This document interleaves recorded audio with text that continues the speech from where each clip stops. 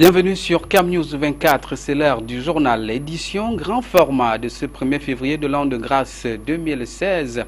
À la une de cette édition cinquantenaire de la fête de la jeunesse 2016, la région du littoral fin prête pour le lancement le 4 février prochain des activités régionales de la semaine de la jeunesse. La dernière réunion préparatoire à cet événement s'est tenue ce 1er février à Douala. Bientôt, des emplois massifs pour les jeunes au Cameroun à travers le nouveau plan d'action national pour l'emploi des jeunes qui couvre la période 2016-2020. 135 milliards pour la création de 380 000 emplois. Présentation du PANEJ à suivre donc dans cette édition. Et puis début d'année macabre au Cameroun dans le cadre de la guerre contre Boko Haram dans la région de l'extrême nord. Le mois de janvier écoulé fait état d'un bilan lourd mais qui ne devrait décourager en rien les efforts des forces armées et de défense camerounaises soutenues par la force multinationale. Esquisse de bilan de cette guerre pour le compte du mois de janvier 2016 dans cette édition. Voilà pour le sommaire. Une fois de plus, bienvenue au journal. Préparatif de la fête de la jeunesse 2016 qui marquera d'ailleurs la célébration du cinquantenaire de cette fête dans le littoral à Douala. Après les travaux des commissions, la dernière réunion s'est tenue ce 1er février dans les services du gouverneur du littoral. Pour ce qui est de la région, le lancement des activités de la semaine de la jeunesse aura lieu le 4 février prochain dans l'arrondissement de Douala. Quatrième compte rendu de dans la Nouzoa, Josué Ngonga. Cette autre réunion relative à l'organisation de la fête de la jeunesse dans la région du littoral va débuter par l'articulation consacrée au compte rendu des rencontres précédentes. Le délégué régional du ministère de la jeunesse va pour la circonstance s'appesantir sur le déroulement du défilé dans l'arrondissement de Douala 1er et l'appel lancé aux différentes commissions en date du 28 janvier dernier. L'arrondissement de Douala 1er, siège des services régionaux et départementaux, abritera uniquement le défilé régional.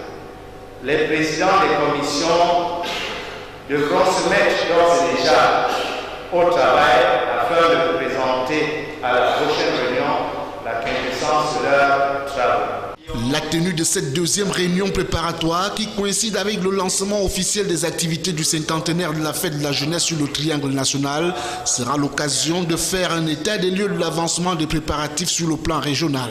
Il s'est agi au cours de cette réunion d'échanger avec les différentes commissions sur l'état d'avancement des préparatifs. Et il se trouve à ce jour que toutes les commissions sont bien préparées et que les activités vont effectivement se dérouler dans les meilleures conditions. À quelques jours du lancement des activités du cinquantenaire de la fête de la jeunesse dans le littoral, l'on est d'ores et déjà fixé sur le thème général, les dates et lieux du démarrage des dites activités. Le thème de cette année, je voudrais le signaler, est jeunesse, citoyenneté et lutte contre l'insécurité pour l'avènement d'un Cameroun émergent. Les commissions, naturellement, ont défini ici les différentes stratégies permettant d'avoir un meilleur défilé tant sur le plan régional que sur le plan des arrondissements. Et particulièrement, je voudrais rappeler que le lancement régional se tiendra à Douala 4e. La détermination de réussir y est, même si pour l'heure, c'est encore le blackout sur le financement des commissions coordonnatrices des activités du cinquantenaire de la fête de la jeunesse dans le littoral. À présent, une nouvelle qui devrait réjouir les jeunes Camerounais chercheurs d'emploi. C'est la mise en place du PANEJ, le plan d'action national sur l'emploi des jeunes. Cette plateforme du ministère de l'Emploi et de la formation professionnelle ambitionne donc de créer d'ici 2020 380 000 emplois dans les domaines aussi variés que l'agriculture, l'élevage et le tourisme. Les missions du PANEJ déroulées dans ce récit. L'amélioration du système d'information sur l'emploi la promotion du travail décent et l'entrepreneuriat des jeunes, cadre fédérateur et ambitieux du nouveau plan d'action national pour l'emploi des jeunes. Le PANEJ a été validé le 27 janvier 2016 sous l'égide du ministère de l'Emploi et de la formation professionnelle. Ce projet se veut de crédibiliser la traçabilité des chiffres sur l'emploi qui sont tout souvent contenus dans les discours du président de la République. Le PANEJ, plan d'action national pour l'emploi des jeunes, est d'une valeur de 135 milliards de francs CFA et couvre la période allant de 2016 à 2020. Les fonds destinés à ce programme serviront à la création de près de 380 000 emplois au Cameroun. Et selon le ministre de l'Emploi et de la Formation professionnelle Zachary Perevet, l'accent du PANEJ sera focalisé sur des secteurs pourvoyeurs de croissance économique au Cameroun.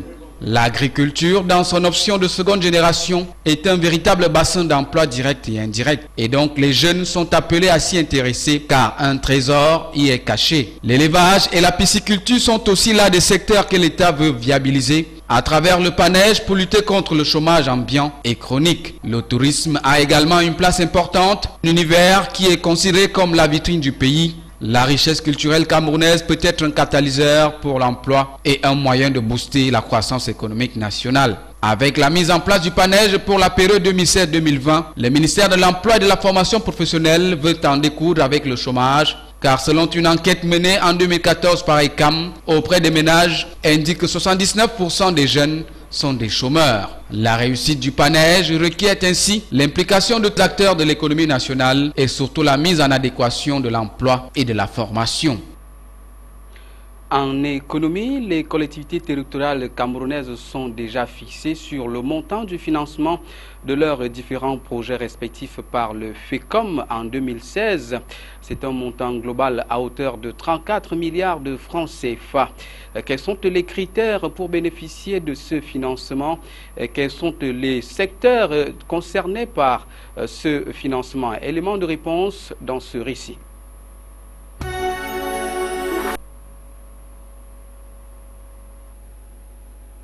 « 34 milliards de francs CFA, c'est la cagnotte qui va permettre de booster le développement local au Cameroun en 2016. Cette somme représente les 23% de l'enveloppe budgétaire globale du Fonds spécial d'équipement et d'investissement des communes FECOM sur 145 milliards.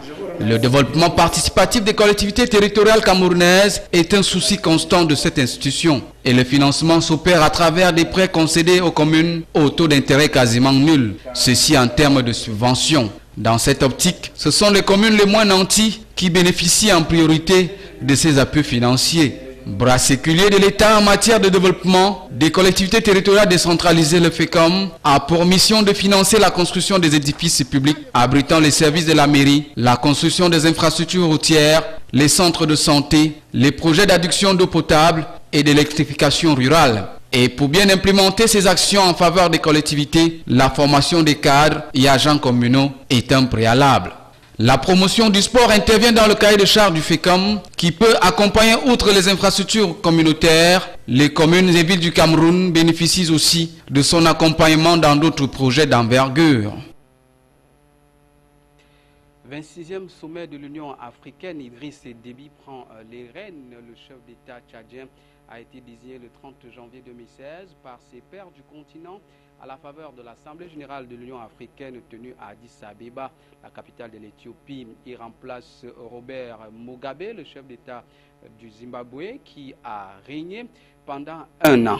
Dans sa première déclaration, le nouvel homme fort de l'Union africaine a fait savoir qu'il place son mandat sous le signe de la lutte contre le terrorisme.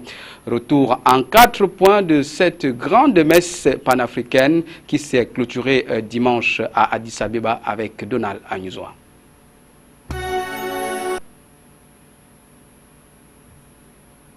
Le président de la République du Tchad, Idriss Déby Itno, a été désigné par ses pairs d'Afrique centrale, à qui revenait la présidence tournante de l'Union africaine pour prendre durant une année la tête de l'Union. Le président en fonction, dans ses premières déclarations, va évoquer les crises du continent, en particulier celle du Soudan du Sud et du Burundi, et appeler les pays africains à régler eux-mêmes les crises. De sa verve habituelle, il fera savoir, et pour le citer, que nous nous réunissons souvent, nous parlons toujours trop, nous écrivons beaucoup, mais nous n'agissons pas assez et parfois pas du tout. Pour son dernier discours en tant que président de l'Union africaine, le Zimbabwéen Robert Mugabe s'est lancé dans une longue diatribe dénonçant au passage les relations entre l'Afrique et l'ogre occidental. La présidente de la Commission de l'Union africaine, Nkosazana Dlamini Zuma, n'a fait aucune allusion à son avenir. Son premier mandat expire en juillet 2016 et son successeur présidera la Commission jusqu'en 2020. Les dépôts de candidature pour la présidence de la Commission doivent intervenir d'ici fin mars. Comme prévu, c'est le Rwanda qui accueillera le prochain sommet de l'Union africaine fin juin début juillet 2016. Cela pourrait être l'occasion d'inaugurer enfin le tout nouveau Kigali Convention Center dont la construction a débuté il y a 6 ans. Union africaine toujours, pas de force au Burundi sans le consentement de Nkurunziza. Face à la réticence de plusieurs chefs d'État africains et à l'opposition frontale de Bujumbura, l'Union africaine a renoncé dimanche 31 janvier à envoyer une force de maintien de la paix au Burundi. Les détails sur la position de l'Union africaine, c'est une fois de plus avec Donald Anyuzwa. Le principe de l'envoi d'une mission de stabilisation de 5000 hommes au Burundi sous le couvert de la MAPROBU avait pourtant été accepté mi-décembre par l'Union africaine. Cette force devait permettre d'enrayer le cycle des violences qui fait craindre des massacres à grande échelle, voire un génocide dans ce pays de la région des Grands Lacs, marqué par une guerre civile meurtrière entre 1993 et 2006. Les chefs d'État africains, soucieux pour certains de ne pas créer un précédent en envoyant une force militaire dans un pays sans son aval, ont convenu au cours de ce 26e sommet de l'Union africaine de dépêcher une délégation de très haut niveau à Bujumbura pour discuter d'un éventuel déploiement avec le gouvernement burundais. Le président Nkurunziza, absent au sommet, avait promis de combattre la mission africaine de maintien de la paix qu'il considère comme une force d'invasion et d'occupation. Pour mémoire, plusieurs centaines de personnes ont été tuées depuis le début de la crise provoquée par la décision du président de briguer un 3e mandat. Environ 230 000 personnes ont été poussées à l'exil et la capitale est le théâtre de fréquentes exécutions extrajudiciaires. La montée en puissance des violences, l'apparition d'embryons de mouvements rebelles et la crainte des répercussions de la crise dans une région déjà très instable avait conduit l'Union africaine à envisager des mesures plus fermes, mais en vain jusqu'ici. Le prochain sommet de l'Union africaine se tiendra mi-2016 au Rwanda, dont les relations avec le voisin burundais ne sont pas au beau fixe. Bujumbura accuse Kigali d'entraîner militairement des réfugiés burundais sur son sol. Lutte contre le terrorisme au Cameroun, un début d'année plutôt difficile pour les populations de l'extrême nord du pays. Pour le seul mois de janvier 2016, la région a enregistré 19 attaques au cours desquelles 74 personnes ont perdu la vie, ainsi que 13 terroristes. Le bilan macabre qui ne saurait servir de publicité favorable à la secte islamiste Boko Haram interpelle plutôt la conscience collective nationale et internationale sur l'urgence de mettre les bouchées doubles face à l'ennemi. Donald Anyuzwa. Le 25 janvier 2016, le Cameroun a vécu l'une des attaques les plus meurtrières en termes de pertes en vies humaines et de blessés. En effet, 4 kamikazes, des jeunes filles, se sont fait exploser sur la place du marché de la localité de Bodo dans l'extrême nord. De sources officielles, le bilan fait état de 32 morts, dont les 4 kamikazes et plus d'une soixantaine de blessés. Et c'est depuis le 2 janvier que le train de vie des populations de la région est perturbé au rythme des incursions des membres de Boko Haram. La presse, en l'occurrence le quotidien Le Jour, qui fait le décompte, renseigne qu'en un mois, les terroristes de Boko Haram ont mené 19 attaques dans les départements du Logon et Chari, le Mayo-Sava et le Mayo-Tchanaga, au cours desquelles 74 personnes ont perdu la vie, ainsi que 13 terroristes de Boko Haram. Les pertes en matériel sont énormes pour les populations, mais aussi pour les forces de défense. Dans cette guerre contre Boko Haram entamée en 2013, le bilan en perte de vies humaines s'alourdit au fil des attaques depuis le début de l'année 2016. Le tabloïd en kiosque le 28 janvier dernier renseigne aussi que l'on est tenté de dire que c'est au cours de cette année et du mois de janvier en particulier que le Cameroun a perdu le plus d'hommes dans les attaques de Boko Haram. Les populations des localités les plus touchées ont perdu le sommeil. Elles qui croyaient à une accalmie, voire à la fin de la guerre, se rendent compte que l'ennemi ne dort pas. En effet, Boko Haram semble inspiré en changeant de stratégie au fil du temps. L'on en veut pour preuve leur dernière trouvaille basée sur la dissimulation des engins explosifs dans des sacs contenant des produits maraîchers. Les forces de défense de leur côté ne baissent pas les bras et s'adaptent progressivement à la perpétuelle mutation des modes opératoires des membres de la secte Boko Haram. Le 26 janvier 2016, les militaires du BIR ont capturé à Ashigashia et dans une localité nigériane de Gakara 9 membres de Boko Haram et tué une dizaine d'autres au cours d'une opération. En collaboration avec la force multinationale mixte, elles devront redoubler de vigilance car l'ennemi semble sortir de sa légère léthargie observée récemment. Du sport à présent avec le Football Ligue 1 lancé le week-end dernier, la rentrée et la première journée partielle de la Ligue de football professionnel du Cameroun n'aura pas été prolifique. 7 rencontres, 5 victoires, 2 matchs nuls, 10 buts, soit une moyenne de 0,7 buts par match. Preuve par 3 que la saison sur le terrain a commencé timidement. New Star, en attendant, s'empare du fauteuil de leader grâce à 2 buts inscrits sans en encaisser. Michel Ateba fait le point. Au thème de la première journée partielle samedi et dimanche, 2 attaquants occupent déjà le devant de la scène en termes de but. Franck Pangop de l'Union sportive de Douala et Gustave Ngombe Bengue alias Danger, l'artificier de New Star de Douala. Tous deux ont signé un doublé offrant par la même occasion de précieuses victoires à leur formation. Sur les 10 buts inscrits au total de cette rencontre, les 2 joueurs en ont marqué 4 au total. New Star et Union de Douala sont respectivement premier et deuxième grâce à leurs prestations. Hormis Cosmos Dumbam battu par un nouveau promu du FC de la Leki, les As de Douala taclés par Racine de Bafoussam et Aigle de la Ménois qui a coincé à Pégès de Mfou, les prestations des 11 autres formations de Ligue 1 sont partagées entre victoires, score de parité et des défaites. Le cas de Lyon blessé de Foutouri battu par Young Sport Academy de Bamenda, Dragon battu par Union de Douala, les Astres défaits par Racing de Bafoussam, pour ne citer que celle-là. Edding FC est la seule équipe qui est allée arracher une victoire à l'extérieur, ramenant ainsi le nombre de victoires au total à 5. En tenant donc les affiches Bamboutos contre Coton FC et Canon contre UMS de Loum le 4 février prochain, l'on peut dire que la première journée enclenchée le week-end dernier n'a pas été aussi riche en termes de buts. Seulement 10 ont été inscrits au total. International, c'est avec nos confrères de l'AFP. Raúl Castro, reçu avec les honneurs militaires à Paris. Le président cubain est en visite officielle en France, une première depuis plus de 20 ans. À son agenda, une rencontre avec François Hollande avec la signature d'une douzaine d'accords. L'objectif est de concrétiser le rapprochement entre la France et Cuba, rapprochement initié lors de la visite de François Hollande à Cuba en mai dernier. L'avenir de la Syrie se joue à Genève, où des pourparlers entre l'opposition et le régime de Bachar el-Assad doivent avoir lieu sous l'égide de l'ONU. Mais les opposants, qui ont finalement accepté de se rendre en Suisse, posent leurs conditions. Arrêt des bombardements, levée de l'état de siège et libération des prisonniers. L'ONU, quant à elle, refuse d'amnistier les auteurs des crimes de guerre commis en Syrie, ravagés par les atrocités depuis 5 ans. Et les nouveaux 3 étoiles au Michelin sont Alain Ducasse au Plaza Athénée, Christian Lesquer à l'hôtel Georges V.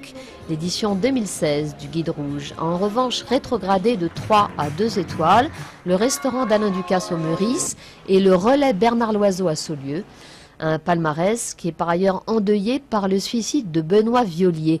Ce chef franco-suisse de 44 ans était à la tête du restaurant de l'hôtel de ville à Crissier, près de Lausanne. Il était triplement étoilé par l'édition suisse du Michelin.